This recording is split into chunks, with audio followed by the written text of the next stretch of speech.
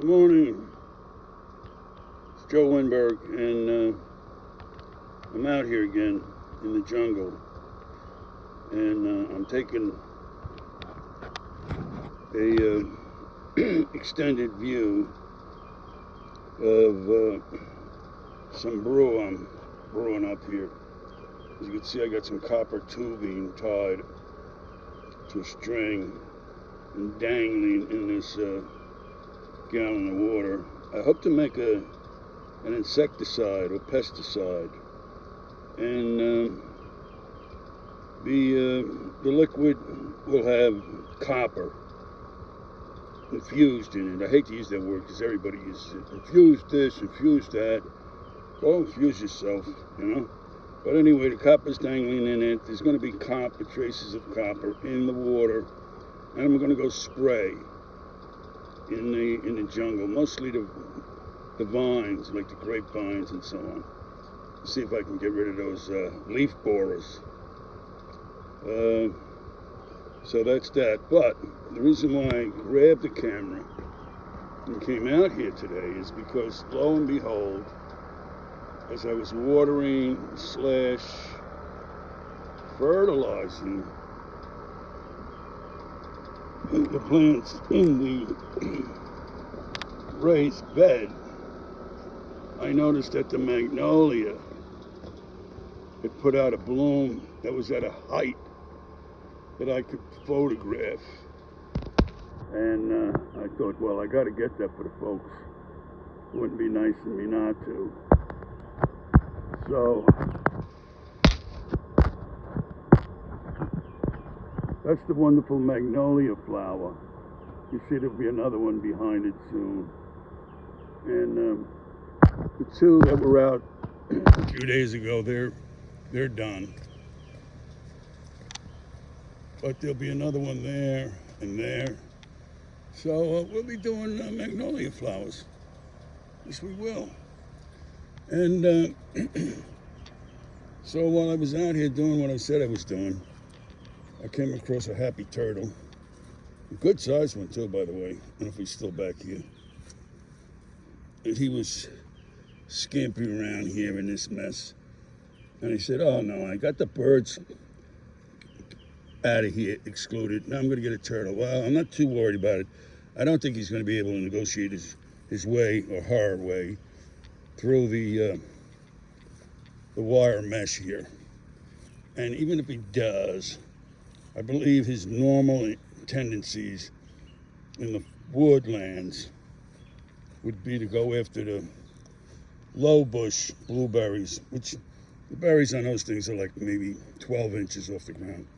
As you can see, these berries are much higher than these are high bush blueberries, 3 years old. As I said, I got them from DeMayo's Blueberry Farm on 542 in Hamilton, New Jersey. I'm really happy this fencing does seem to be working. I know it looks like a mess, but looks are not part of my agenda when it comes to the jungle. Okay? So I'm going to just show you how the things have been progressing. It's only been, maybe 3-4 days since I put this up, the raised fencing. And by the way, these are all volunteer tomatoes in here, plus some volunteer squashy looking thing. So, praise the volunteers. And there's like 1, 2, 3, 4, 5, 6 volunteer tomatoes here. And put this fencing netting back over here. And too bad Mr. Turtle isn't here for me to give you a picture of him. Box turtle, the orange and green and dark and what have you. There's that wonderful Joseph's blanket, that rose I was telling you about the other day. It's back in here. Gotta push the wood and the white cedar. So I don't cut anything back. Know that. So as you can see, the flower part of this life cycle is pretty much almost over. But look at that lovely bloom. Look at that. Huh? And this thing's up to my nose. So this stem is at least 5 feet tall. And I've done nothing for it. It just did all of this on its own. And in there you're going to see grapes. That's why I want to spray this. Let's see if I have an example of what the leaf borers do. I really don't see a major example.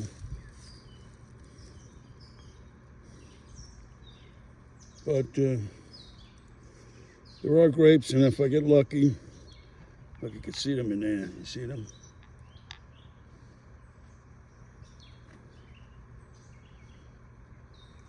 If I get lucky, maybe I'll get some grapes this year. I mean, I've always gotten enough to chew on a few, you know? But now let's go what I said. We're going to go and look at, oh, now before I even do it, I want to show you. Now, people on the Bluetooth, not the Bluetooth, the YouTube, they praise the worthiness of the natural wild violets, saying that they're real hardy, and I have to support that. They have them growing up all over the place. And you can see they got rather robust leaves. None of them right now have flowers, but eventually they all do have flowers.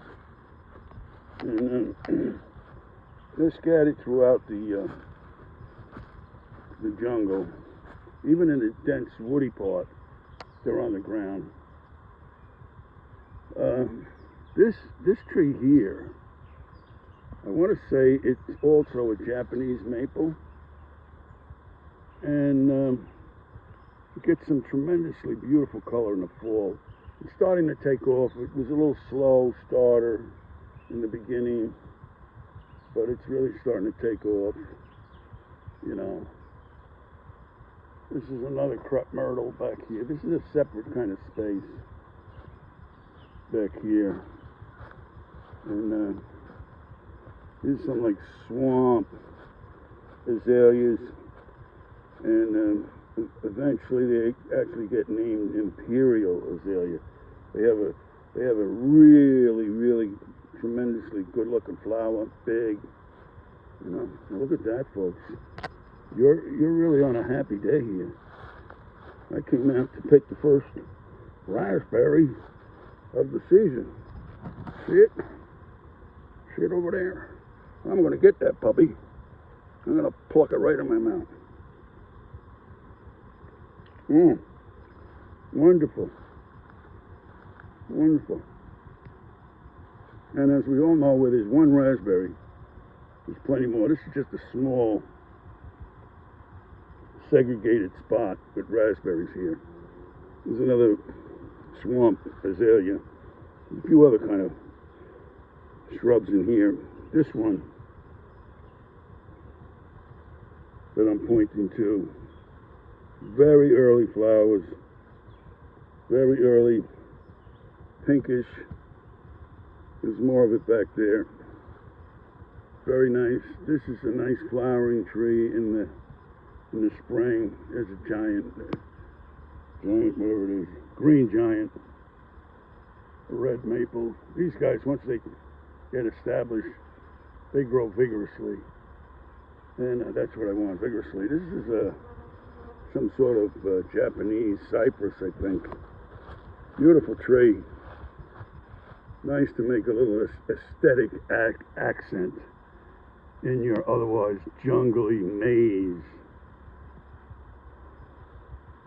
Okay, so back through the thicket here.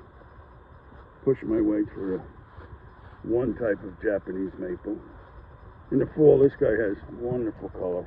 Let's go back to the raised bed gardening area. Let's see how that thing's taking off. It's probably, I probably built it, wasn't yesterday, I probably finished it the day before or the day before the day before. So this is very young. And the flowers have been put in very recently. And as you can see, those peaches I was talking about, they haven't been knocked off yet. And I don't see any evidence of a wasp having burrowed into the fruit. So maybe these will stay out for a while, and I'll get to bite into one of them. You know, you can always recognize a peach tree. First of all, they grow fairly vigorously, and their branches are very characteristic. The leaves, long and pointy. You can always recognize a peach tree. So anyway, now not all the raised beds are in these wooden pots. I have some of them in these black pots. And that's a zinnium, and that's cosmos. Cosmos is a great plant, grow tallish. And I've got a stick that shows us what this is. Oh, here it is. This is Vensia, type of specific dark red. So I continue with the red accent to try and attract monarchs. Okay, so we've got in here beets, we've got tomatoes, and that's a volunteer there. You see that guy?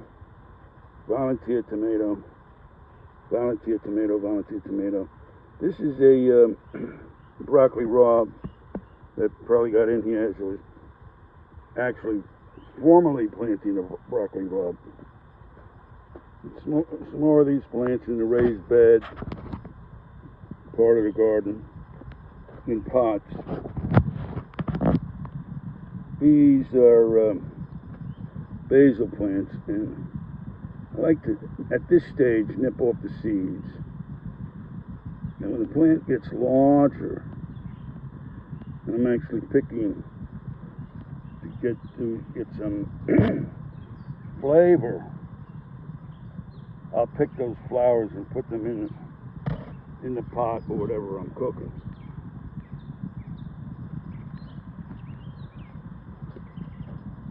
So these are more of the doody-doos, the raised beds. Now I'll tell you another trick I picked up from the internet.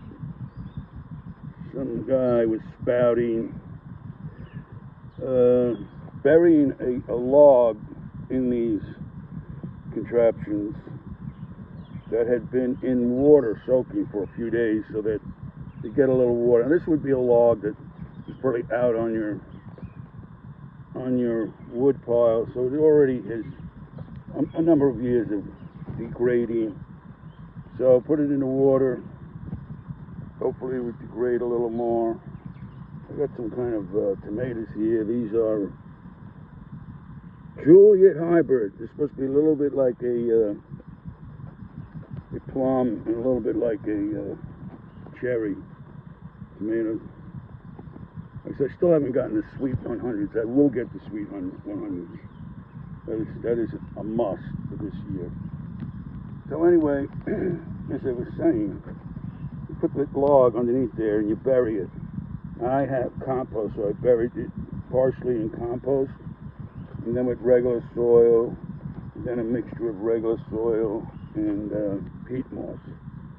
Now what that's supposed to do is, in time, the roots from these plants will start to touch that wood, and when you're out there digging in the woods, and you pull up stuff, even mushrooms, you see they got those white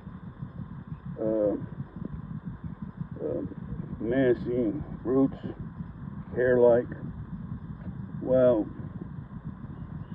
that's what I hope happens, and then the plants will derive some benefit from that too. Now, if we look at here, we're going to see that there's 10,000,500 gazillion raspberries in here. The only thing we can hope for is that we get some of them before the birds wipe them out. You'll also see the grapes all over the place. And then hopefully we'll get to some of the grapes before they wipe it out. I'm thinking of putting a very big piece of white material. It's very much like a sheet, but I don't think it's really a sheet. I'm going to drape it over all of this. Look, see all the grapes? And there's the aronia berries. Okay. We're looking down here, more grapes, and we got milkweed.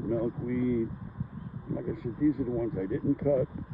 when these things are in flower, this thing will be like a perfume. It's just amazing. They're not putting the scent out yet. It's all amazing. And the grapes have really extended themselves all over here. Wow. Wow. Very nice. Very nice. So that's what we got, folks. We got grapes, raspberries. Oh, back there there's blackberries too. And first time ever, got a lot of blackberries. And hopefully they stay with us and don't get too eaten by the critters. So I'm going to try to force my way through here. Milkweed heaven. And when I do, we'll be able to see blackberries. Back here, there's a lot of different other types of trees trying to fill in. Like this cedar, which as a 2.5 foot, 3 foot seedling I put there in that spot, and it's going pretty good. So here are blackberries. And blackberries, unlike raspberries, are a very thick, rugged looking plant. And there's more. Their canes are quite substantial. More blackberries. This is all raspberry in here, raspberry. There's that Cinco de Mayo, milkweed, blackberry. Blackberry is now interspersed with the milkweed, but it'll be fine there. It'll get enough sunlight. And trying to get my way through all of this. So, and this is some sort of perennial, I forget what it is, but some sort of perennial. Gets flowers. This I think is something like garden phlox, I'm absolutely sure, but I think that's what it is. And next to it is a chrysanthemum, perennial shrubby plant. And look back in there, quite a few years ago when I was just starting this. I would plant tomatoes back there. In that area, and then I decided that it wasn't a really good spot, not enough sun. I let all this other stuff grow up in it. I planted a sugar maple there. Sugar maples are not native to this area, as you might well figure that out for yourself. I mean, this isn't Vermont or New Hampshire. But they're down here. They seem to be doing well. That's one, and that's another there. You see that one? Where is it?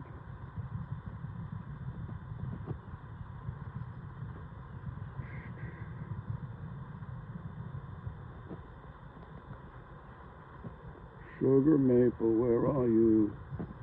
Doo-dee-doo-dee-doo.